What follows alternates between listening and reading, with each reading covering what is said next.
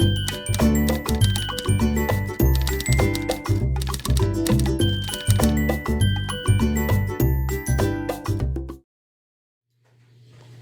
that dryer is really loud. Hey guys, my name is Helene Foy. Today I am going to be doing the personality type tag. I was tagged by Autumn Ashley, and I am tagging anyone who is watching this video who is inspired to also do this tag themselves. That was eloquently said. Without further ado, I'm going to get right into it. Now, I have already taken this personality type quiz before, like 6 months ago, and I found out I am an INFJ. I can't remember. I know there's this new thing where it's like a dash and then like either a T or an A. I can't remember which of those I am, but I know for sure I am an INFJ. I actually took this personality type test for one of my previous Authortube videos that I'd done. I actually like to take the Myers Briggs personality quiz as my characters for my stories because it really helps me get into their mindset and find out a little bit more about them through their bios, about their personality types and things like that. So I would highly recommend doing that, and then also if you have not seen that video, I will go ahead and pop it up here or here, and I will also link it down below, so make sure you check that out if you want to find out more about my characters' personality types. So moving right into it with question number 1, what is your Myers Briggs personality profile? So I am an INFJ, as I just mentioned. I'm gonna read a little bit of the introduction for INFJ, just cause why not? So on the 16 Personalities website, which is where I took the test from. I'm not sure if I'm supposed to take it from like another website, but this is the one that I use all the time, so this is the one that I took it off of. So yeah, the first 2 paragraphs say, the advocate, which is what they call INFJs, personality type is very rare, making up less than 1% of the population, but they nonetheless leave their mark on the world. Yeah, we do. Advocates have an inborn sense of idealism and morality, but what sets them apart is that they are not idle dreamers. These individuals are capable of taking concrete steps to realize their goals and make a lasting positive impact.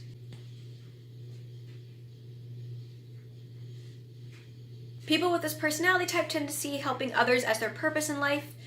Advocates can often be found engaging in rescue efforts and doing charity work. However, their real passion is to get to the heart of the issue so that people need not be rescued at all. Probably why I considered becoming a psychologist at several stages of my life. Alright, so this is question 2. According to the 16 Personalities website, what are your strengths and weaknesses? Okay, so I am using the website, the right website. That's good. The strengths that they have listed are creative, insightful, inspiring and convincing, decisive. I would not say decisive. I don't think I relate to decisive because I am notorious for not making decisions. Like, people will ask me, well, which would you prefer? Would you prefer to do this or this? And I would just be like, I don't care, whatever works for you. So I guess when it comes to like big life decisions, once I make a decision, I'm pretty firm in that decision, but like everyday things, I prefer to leave it up to other people to make those decisions. Some more strengths are determined and passionate, altruistic. I agree with the altruistic thing. I feel that. At least I try to be. I try to be altruistic. Some weaknesses they list are sensitive, extremely private. Yes, I agree. I wouldn't say like extremely private, but like private about like deep emotional things for sure. Perfectionistic. I cannot even begin to explain how perfectionistic I am. It's a problem. Maybe if I was a psychologist, I would be able to find the root of it. Always need to have a cause. I mean, yeah. I don't know. I don't know if that one jumps out at me specifically, but I'm sure in some cases I feel like I need to have a cause. And also can burn out easily, which yes, I agree with strongly. Question 3. Do you feel like your type is accurate? If not, what did the profile get wrong? I think I kind of was mentioning this as I was reading the strengths and weaknesses. I feel like my personality type is pretty accurate. I do think sometimes I feel like I can also relate to INFPs. I think I'm just INFJ. I think I converge into INFP territory as well with certain things, but for the most part I feel is pretty accurate. Question 4. How do you feel your personality affects your writing?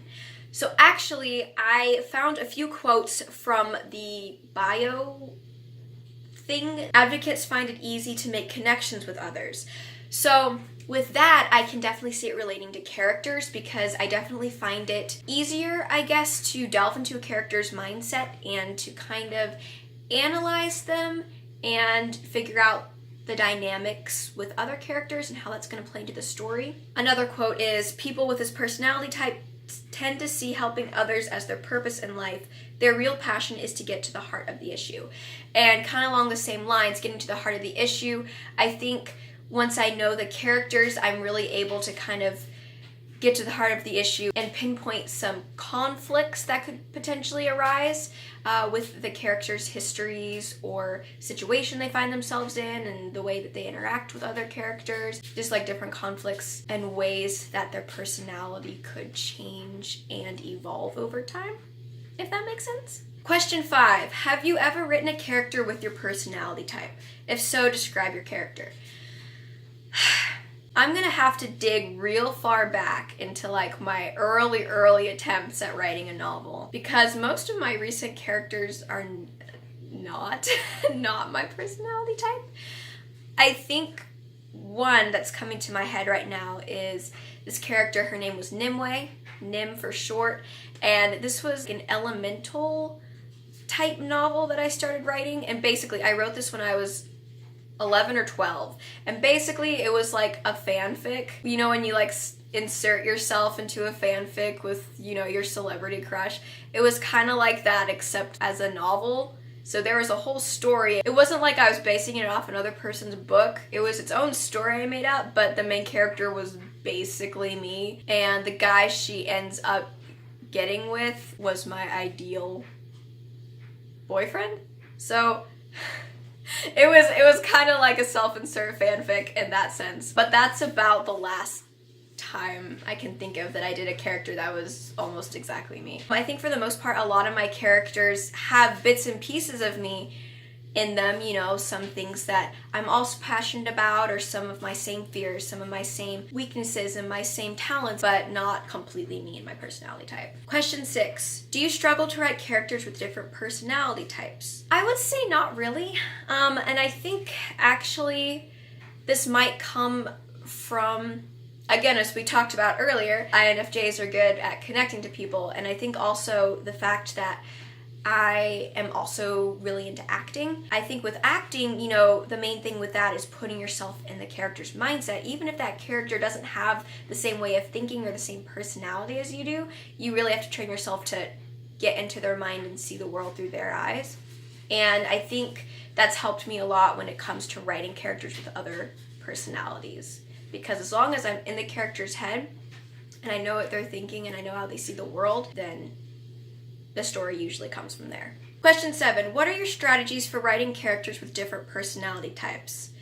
So as I mentioned, getting into their head, fleshing them out, making sure, you know, no matter the personality type, like, they are people. They're gonna have motivations, they're gonna have fears, they're gonna have strengths and weaknesses, and it's gonna be different for every character, but making sure I define each of those, that's really gonna help me create a fully formed character. Also, as I mentioned at the beginning of this video, yet another shameless plug, I also like to take personality quizzes as my characters. And usually I don't do this till after like the first or second draft, because I do kind of like to let characters come about naturally within the first few drafts. So again, if you have not seen my video where I do that for Rashindi Chronicles, make sure you check that out. Question 8, what is your favorite type of character to write? Slytherins? I don't know, I don't know another way to categorize them. Enough said. Question 9, what types of books do you like to read and write? What is especially appealing to you about them? Growing up, I mostly read, I read classics because both my parents are teachers, and you better believe those are the first books I was introduced to was classics. I also read fantasy, contemporary, a lot of historical fiction, again, parents who were teachers. And so I think that's what I find myself reading a lot even now. And writing, I'm definitely drawn mostly to fantasy. I have ideas for contemporary fiction, but I think fantasy is just the genre that I read most widely in and the one I find myself drawn to more. I also like the fact that with fantasy, there's not as much research that goes into it, I guess, like in comparison to things like historical fiction. That being said, I am making an effort to branch out into other genres reading wise, such as mysteries and sci-fi, etc. So that is the end of this video. I hope you all enjoyed, and again, please don't forget to like, comment, subscribe, and hit that notification bell so you can be alerted every time I post a new video. Make sure you are staying up to date on my Instagram because I'm going to be talking about my NaNoWriMo project and letting you know how that is all coming along and my progress with that. And I hope you all have a wonderful day. Bye!